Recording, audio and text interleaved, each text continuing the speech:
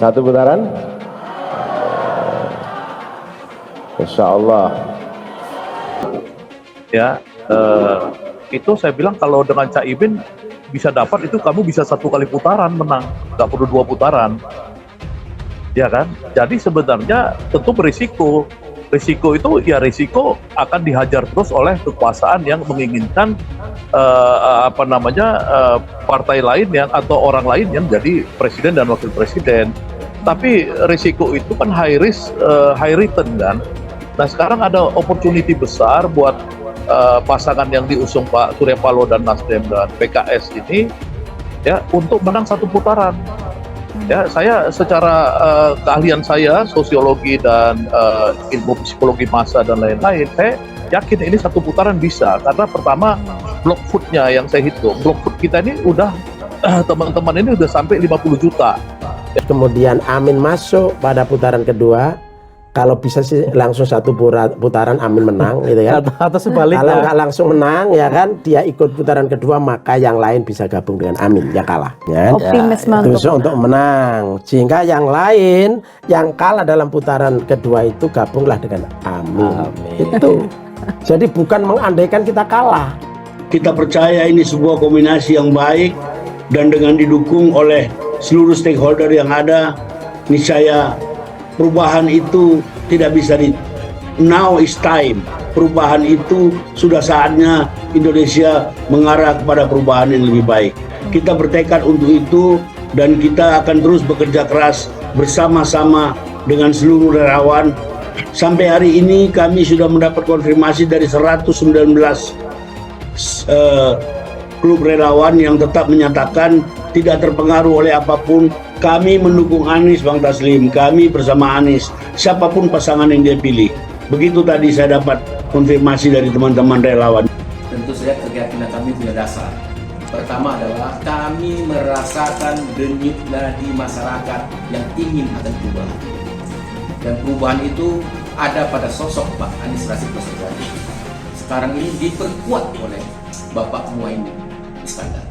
Karena kita tahu bahwasanya Pak Muhaimin adalah Ketua Umum PKB, tentu saja punya basis yang cukup kuat di Jawa Timur, Jawa Tengah, dan beberapa daerah lainnya.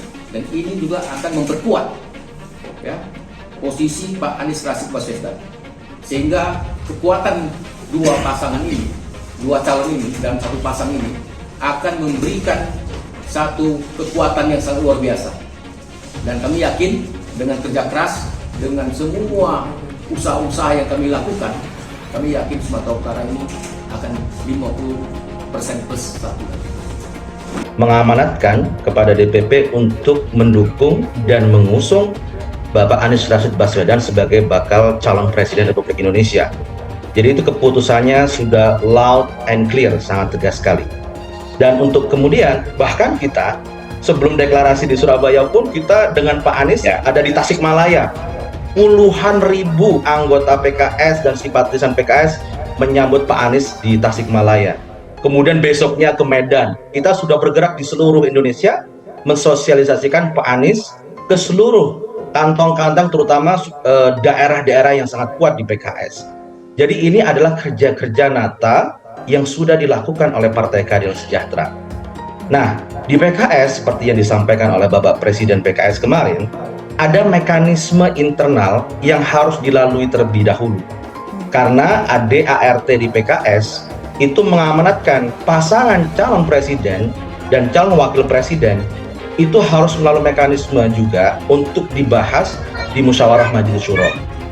Anies berpeluang menang 1 putaran. Ini analisa analis komunikasi politik. Dikutip dari republika.co.id Jakarta, analis komunikasi politik Hendry Satrio mengatakan, Capres Anies Baswedan mempunyai peluang untuk memenangi pemilihan presiden Pilpres dalam 1 putaran saja. Namun, kondisi itu akan terrealisasi jika Capres yang didukung partai-partai dari koalisi perubahan ini bisa mendapat suara 35% lebih. Menurut Hensat, kondisi Anies menang lebih dari 35% sangat mungkin terjadi jika suara umat Islam dapat dikantonginya, karena Anies memiliki modal kuat terkait basis pendukung dari umat Muslim. Kalau dia bisa melewati 35%, Anies Baswedan menang satu putaran. Apa caranya umat? Umat muslim di Indonesia itu kan terbanyak di dunia, terbesar di dunia. Kalau ada hal-hal yang terkait demokrasi yang dicurangi dan lain-lain, pasti larinya ke Anies Baswedan. Jelas Henry Satrio saat diskusi publik kedai kopi di Jakarta Pusat Sabtu 18 November 2023. Dia mengatakan, yang ditakuti dari Capres Anies Baswedan oleh para kandidat lain adalah suara dari silent majority yang belum memutuskan. Mereka yang diam dan tidak menunjukkan keberpihakan sangat mungkin untuk mendukung Anies.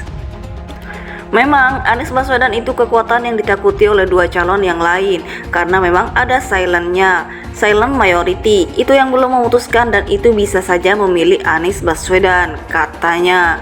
Selain prediksi itu, founder lembaga survei kedai kopi ini juga menjelaskan kemungkinan kekalahan Prabowo. Pasangan Prabowo dan Gibran diprediksinya akan kalah jika Pilpres nantinya menjadi 2 putaran. Kalau saya memprediksi Prabowo, kalau tidak 1 putaran dia pun gagal menembus putaran kedua karena Ganjarnya pasti tinggi. Jadi Anies dan Ganjar saya sebut paling berpotensi menembus putaran kedua. Kalau Ganjar sama PDI Perjuangan serius dan Prabowo bisa jadi menjadi yang kalah pertama, ujarnya. Dia menyebut Prabowo saat ini terpa sentimen nepo baby karena menjadikan putra Presiden Jokowi sebagai cawapres. Sosok Prabowo bagi kalangan pemilih muda juga hanya sekedar dicitrakan sebagai seorang kakek gemoy yang suka berjoget. Hasil VGD-nya kedai kopi, anak muda memang sudah punya pilihan, tapi dia suka nanya ke orang tuanya, konfirmasi, bertanya soal capres pilihan. Pak, bener nggak ini? Banyak yang menarik, tapi kalau saya prediksi kalau Prabowo nggak bisa 1 putaran, dia kalah, katanya. Analis komunikasi politik Henry Satrio mengatakan, Capres Anies Baswedan mempunyai peluang untuk memenangi pemilihan presiden Pilpres dalam 1 putaran saja. Namun kondisi itu akan terrealisasi jika Capres yang didukung partai-partai dari koalisi perubahan ini bisa mendapat suara 35% lebih. Menurut Hensat, kondisi Anies menang lebih dari 35% sangat mungkin terjadi jika suara umat Islam dapat dikantonginya, karena Anies memiliki modal kuat terkait basis pendukung dari umat Muslim. Kalau dia bisa melewati 35%, Anies Baswedan menang 1 putaran. Apa caranya umat? Umat Muslim di Indonesia itu kan terbanyak di dunia, terbesar di dunia. Kalau ada hal-hal yang terkait demokrasi yang dicurangi dan lain-lain, pasti larinya ke Anies Baswedan. Jelas Henry Satrio saat diskusi publik kedai kopi di Jakarta Pusat Sabtu 18 November 2023. Dia mengatakan, yang ditakuti dari Capres Anies Baswedan oleh para kandidat lain adalah suara dari silent majority yang belum memutuskan. Mereka yang diam dan tidak menunjukkan keberpihakan sangat mungkin untuk mendukung Anies.